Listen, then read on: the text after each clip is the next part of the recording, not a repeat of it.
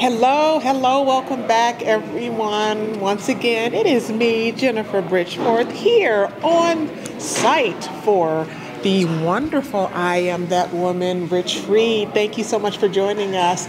I get the pleasure of having another amazing speaker who we just heard from recently.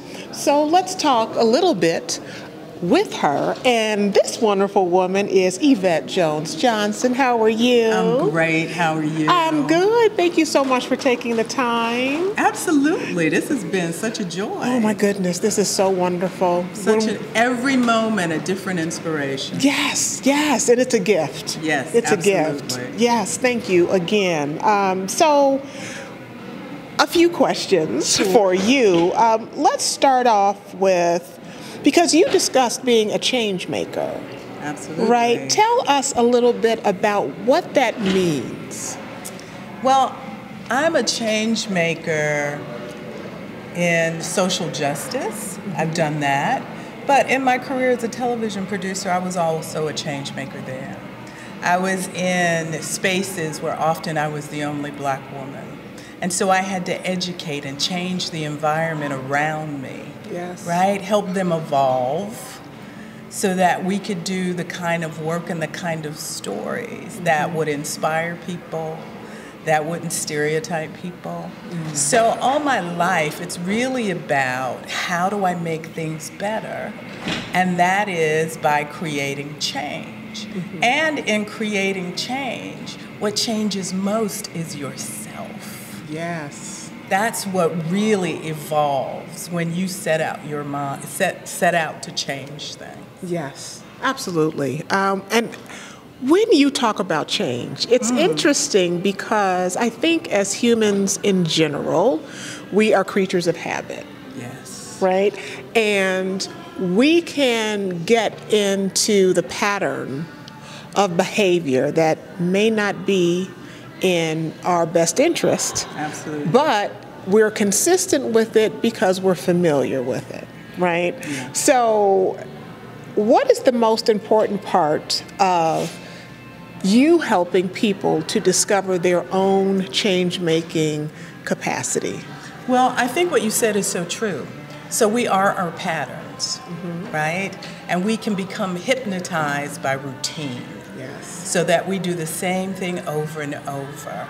And inside of ourselves, we may have that still small voice or that vision that we talk ourselves out of. Yes. Because we are comfortable in the familiar. Absolutely. And so what my work is about is really helping people get in touch with that aliveness within themselves, with that thing that you are here to do, that no one else can do. Because once we leave, there is no more. There is no more Eyvette. There is no more you. Right. We are unique fingerprints. And while we are here, let's explode that. Let's elevate that. Let's share that with the world. And so it's really about understanding within yourself that you have superpowers to make change. And once you activate those superpowers, then you can let that live in the world, and that can create change in the world.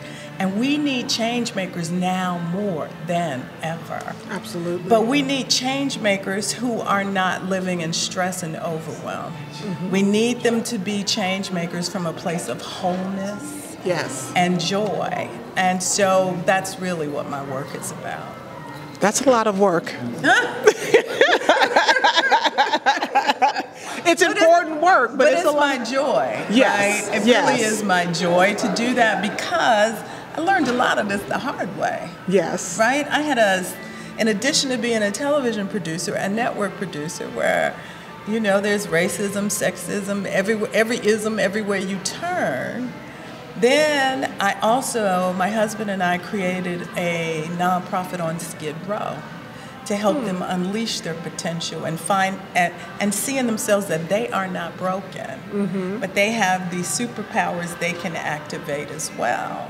And so it just started to, my curriculum started to, this work started to roll out in front of me. Right? When you listen inside, right? Because life is really an inside, life and success is an inside job. Yes. And so that's what I want people to begin to do, is to live from the inside out. And when you do that, you have a deeper reservoir. You have a deeper level of resilience, right? And so for me, it's not a lot of work. It's my joy. And that's what makes it more authentic and probably more impactful, because you are doing it from a space of purpose, and the example of the opportunity of change probably resonates even more because of that. Yeah. Well, I didn't come by it easily, right? So there are times when I knew I needed to change, but I told myself all the reasons I didn't want to. I worked so hard to get in the position I was in. I had bills to pay. I had all of those things. But if you don't answer that thing, it keeps plaguing you. It gets louder, right? And so I had to surrender to that vision and that voice. And when I did that, it sent me on the quest of a lifetime. Like, I've seen magic and miracles. I've been knocked down, but that same thing got me back up, right? Yeah. And so it is who I have become in creating change and wanting people to experience that too. Yes, yes. And as you do the work of inspiring people in their change, what do you think is one area that is the most, and I don't want to say easy, but kind of the most approachable or possible space where we can start to affect change in our own lives? I think you have to get quiet, and I think you have to listen, and I think you have to put that inner critic aside, and there are ways that you can do that so that you can truly listen to yourself. Yes. Right? Being in touch with yourself is a very intimate thing. Yes. And some people are so enamored with the noise that getting quiet sometimes is a stretch. So that's one thing, but that's where the reservoir is. But the other thing is to start to play around with what your dreams and visions are. Right? Start putting them on paper or getting a picture of them. Let that thing call to you, because you have that thing for a reason. And you have whatever your thing is. Right. I have whatever my thing is, because that's your neon sign saying that's the way you should go. But we stuff it down. Right. Because sometimes we don't know how that's going to happen, and we talk ourselves out of it. But I know for me, even before I left television, I really just started in my imagination to play around with what that life would look like, or what that thing would look like, and feel the feelings of that. And it doesn't take long. You could do it in your car. Right. You could do it when you have a spare moment, but just that, what would that look like? And to feel it as if it's happening. And what happens, I know for me and so many people I've taught, you get this surge, because that's your thing. That's your thing. Yeah. And so start to live it. That's the great thing about our imaginations, right? All my work has been creative work. And so that's the beauty of our imagination, that we get to live it twice. Yes. We get to live it up here as it begins to show up out here. Yes. Right? We get to live it twice. Get to live I it love twice. So you have a part 2 coming up. I do. Yes. And what is that going to look like? What can we expect in part 2? Well, in part 2, I really believe in a daily practice, right? And so there's so many things that you can do.